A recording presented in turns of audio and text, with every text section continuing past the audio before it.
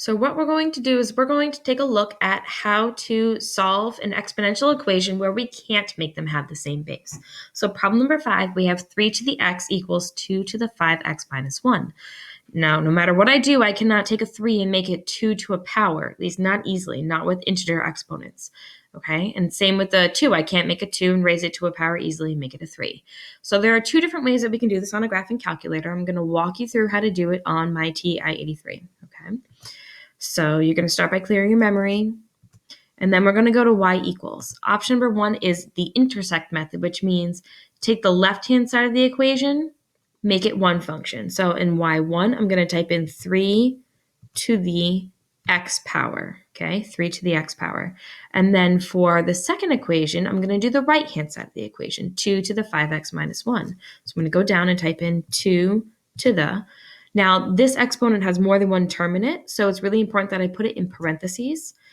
And when in doubt, do the parentheses around the exponent. Even if it's just a single term, it can never hurt to have extra parentheses. 5x minus 1. Close the parentheses off.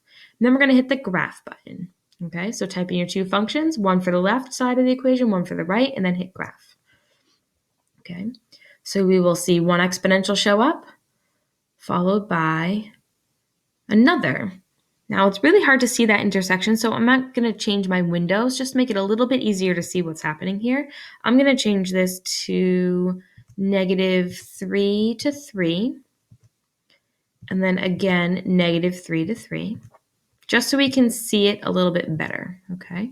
So it's going to redraw the graph. There we go, there's one, and here comes the other one.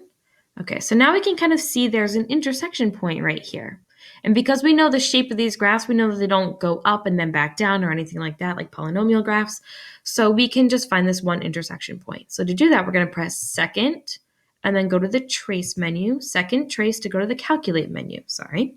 And we want to find where they intersect. So that's option number 5. So you can either go down to number 5 and hit enter, or you can just press the number 5, okay?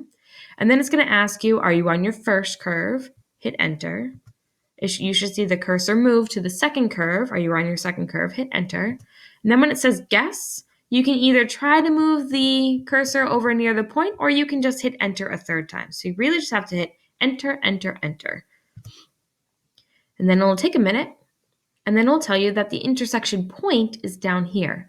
Now keep in mind the original equation back over here did not have y equals involved. We introduced the y so that we could graph them. So we really just need the x value where they intersect. So we can say that the x value is approximately 0.29. We'll go to 2 decimal places unless we're told otherwise, okay? So the solution to this equation, 3 to the x equals 2 to the 5x minus 1, is approximately 0.29. Okay, now how can we do this another way?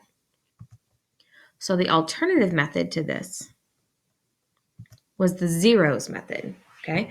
And I'll be honest, intersection is usually the easier way to go, but some of you really like the zeros method, so I'm going to refresh your memory on how that works. So I'm going to go back to y equals. I'm going to clear out my 2 equations. All right. To do zeros, we need everything on one side of the equation, and then it has to say equals 0 on the other. So what I chose to do was I subtracted the 2 to the 5x minus 1 to the other side. So I got 3 to the x minus 2 to the 5x minus 1 is equal to 0. So that's what I'm going to type into my y equals. All right, so I'm going to have 3 to the x power minus 2 to the, again, parentheses for the binomial exponent, 5x minus 1.